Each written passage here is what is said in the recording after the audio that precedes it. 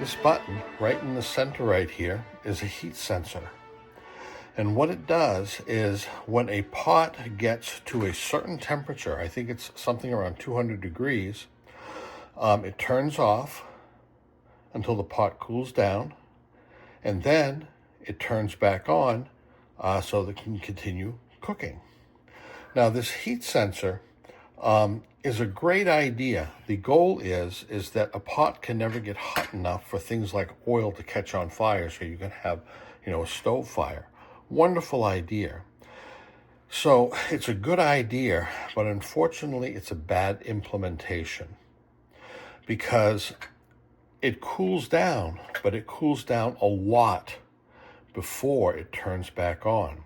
So this will get cherry red if I turn it on high with the button down here. But after it reaches a certain temperature, the pot reaches a certain temperature, this bimetallic heat sensor turns off, and it gets cool enough that if I take the pot off and put my hand about an inch above it right here, I don't get burned. Then, a while later, you'll see it start to get red again. And it can take several minutes between cycles. So you are waiting forever for this to cook something, or particularly to do things like heat water, like if you're making soup.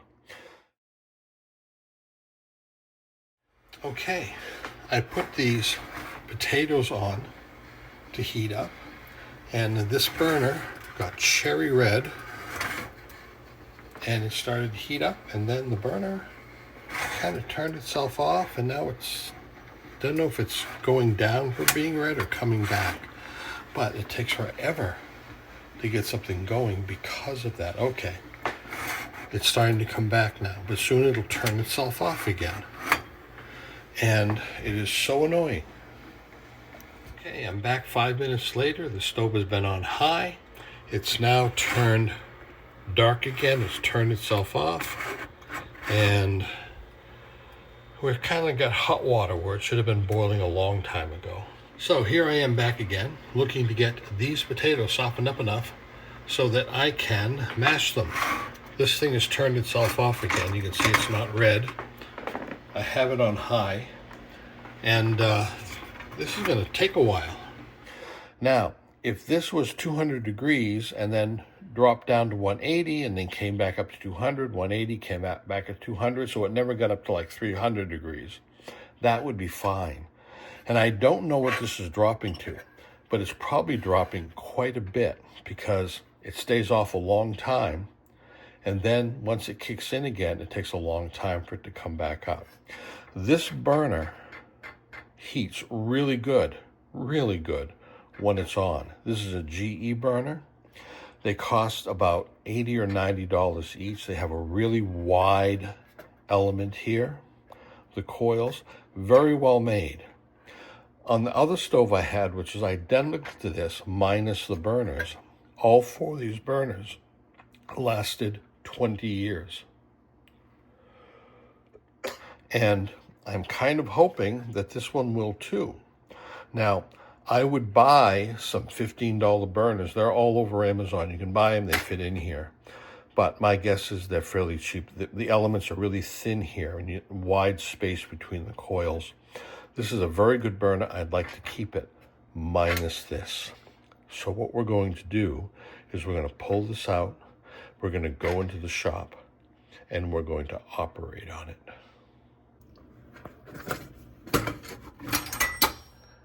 Pulls out very easily. It's just now this is the big burner, and as you can see, there's a small cover here that bounces up and down, but that's not a switch. It's just so that when the pot's sitting on it, it bounces up and touches the pot. That's all it's for. On the underneath, there's this can, and there's this cover that's tacked on by 3 little tacks here, here, and here. Now, there's 2 ways I can take this apart. One, I can bend the metal part here that holds this lip right here in and lift this off, but there is a spring under there. So if I do that, I'd probably have to stretch or remove the spring. When I put it back on, it might not be the same. So what I think I'm going to do is I'm going to take the grinder and cut those 3 tacks right there and lift this cover off. Now, I've got a rotary tool like a Dremel, but I don't have any metal cutting blades on it. So I'm just going to use my grinder. It's kind of overkill, kind of big for this, but it will have to work. Now, some people are going to say, is this really a good idea, or should you be doing it? It's a safety mechanism? Well, on my old stove and the stoves I've had all my life, they didn't have this safety mechanism. And like I said, it's a good idea. It's just not done right. So by bypassing it, I go back to my original burners.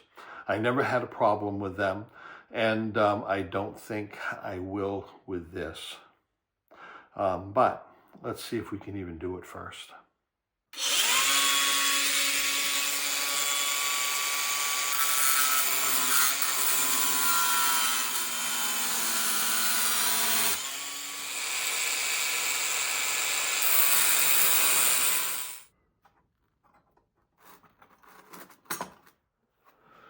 Okay, this is great. Here are the elements. This is the sensor, and there are just 2 wires coming off the elements where it plugs into the power. So I need to connect these 2 leads together. And there are a number of ways to do it. I could pull these clips off and somehow connect them together. I could solder them together. I could cut the wires and put maybe a ceramic wire nut. But I want to make this reversible, at least for this one burner, if I can. So I've got to plan how I'm going to do that. So this is what I've discovered. This connector, which should slip right off, because I've got a lot of connectors like that. And what I was hoping to do was to slip these off and make a connector to hook these together. But it's on the tab, and one side looks soldered right here.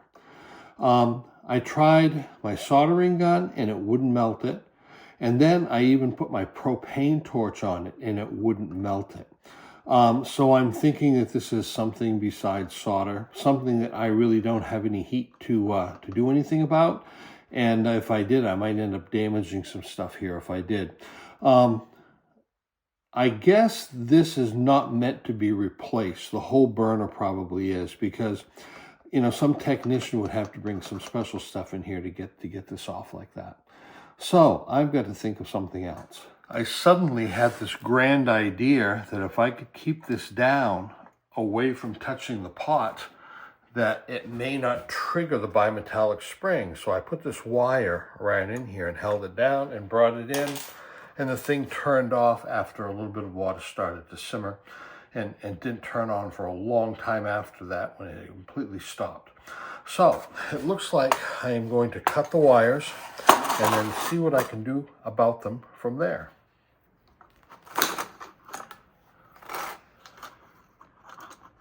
Okay, the simplest thing to do now that I've cut the wires would be to get a couple of ceramic wire nuts. But I live in a rural area, and that would be, 30-minute drive. And I decided just to use some connectors here. So I've got some of these connectors, and I know they have plastic inserts, but I think they'll be fine, particularly since I'm going to cover them well.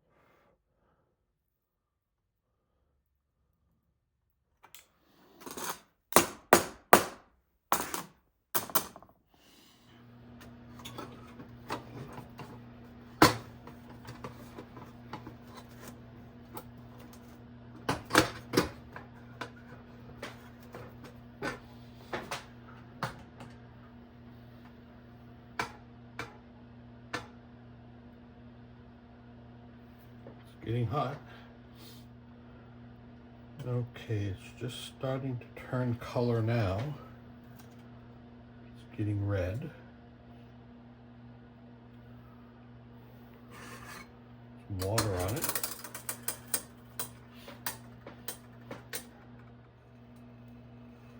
Now the goal is to see if this will boil for a while and the connection I made holds up. I don't see why it shouldn't, because the connection is mechanical. But these other three burners, I think I'll get some small ceramic wire nuts, and I will twist the wires together, maybe put a drop of solder on them, and then use wire nuts for them.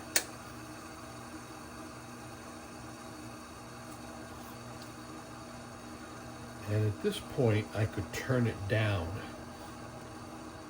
but I want to leave it really hot to see if the connection just holds up well.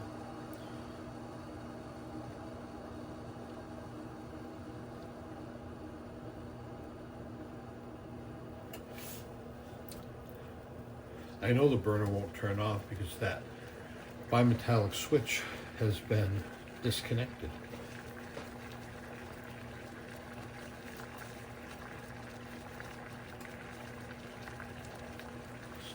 Turn the fan on here.